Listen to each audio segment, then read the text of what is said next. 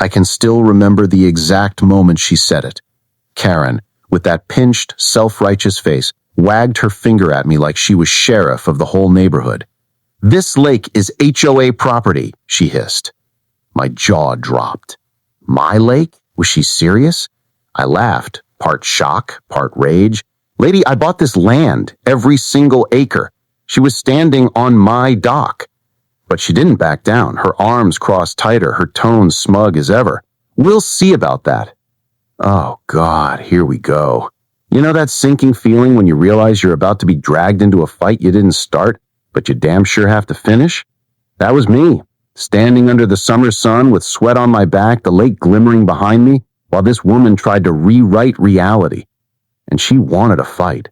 By the next morning, she'd plastered the whole neighborhood with flyers, sent emails through the HOA chat, and posted online in all caps. "Private lake is community property. Trespassing rules apply." The comments poured in. Half the neighbors confused, half already lighting torches, ready to storm my dock like it was the Boston Tea Party. Meanwhile, I sat at my kitchen table with my coffee, heart pounding, thinking, how did she think she could pull this off? My late father's deed sat in a folder in my desk, signed, sealed, and marked with every boundary line. That lake wasn't just water. It was family history. My dad taught me to fish there. I taught my son to swim there. And now Karen wanted to slap a cheap community property label on it. I knew I couldn't ignore it. So I played her game, but smarter. I called the county clerk's office, and within 2 days, I had the deed, certified maps, stamped copies, even a zoning letter. When I opened that packet, it felt like loading ammunition for a war I hadn't started, but was damn sure ready to win. But here's the twist I didn't expect. Karen didn't just want to claim the lake. She wanted to ban me from my own dock. She actually filed a complaint to the HOA board saying I was hogging shared resources. At the board meeting, people looked at me like I was guilty before I even spoke. Karen strutted in like a peacock, heels clicking, binder in hand, smile tight as barbed wire. "We must protect community rights." Then she pulled out photos. Me sitting on my dock, my niece splashing in the lake. She pointed like she'd caught me committing a crime. I couldn't help myself. I laughed.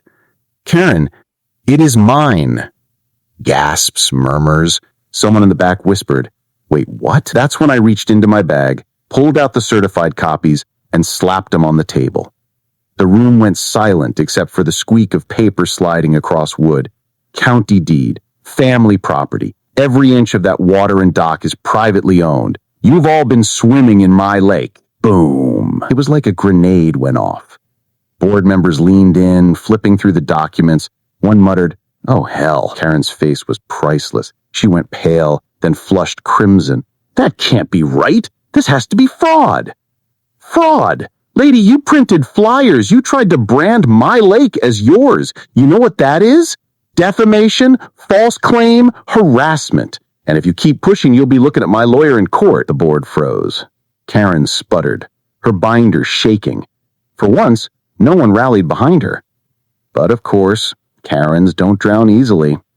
2 days later, police at my door. "Sir, we got a report that you're trespassing on HOA property."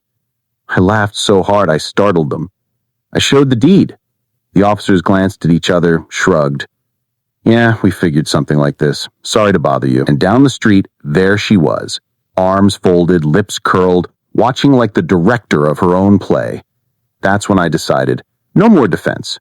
Time to counterattack. That weekend, I printed the deed in giant poster size, laminated it, bolted it down right above the dock in bold letters. Private property. Trespassers will be prosecuted.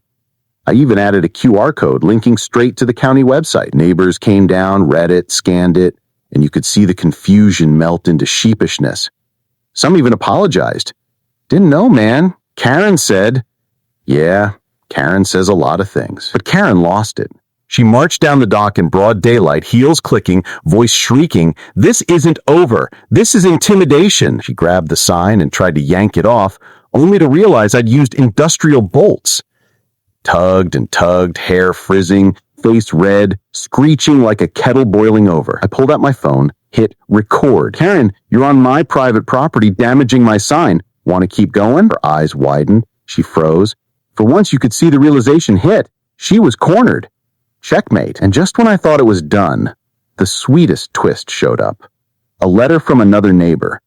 Turns out Karen had been meddling in everyone's business for years, reporting violations, spreading rumors, even trespassing into backyards to snap evidence photos. One guy across the street, an attorney, and he was filing a lawsuit against the HOA for harassment with Karen's name right in the middle. My case? Exhibit A. When the board finally suspended her privileges, it wasn't just a slap. It was exile. She couldn't use the pool, the clubhouse, not even attend meetings. And when she stormed out that final night, muttering curses under her breath, I swear the whole room exhaled in relief. I walked home under the streetlights, the lake shimmering calm, the dock solid beneath my feet. I touched the sign, let out a long sigh. What a ride! All because one woman thought she could claim what was never hers. But the truth about Karens, they burn themselves faster than you can strike a match. And this time, the fire was public, legal, and permanent.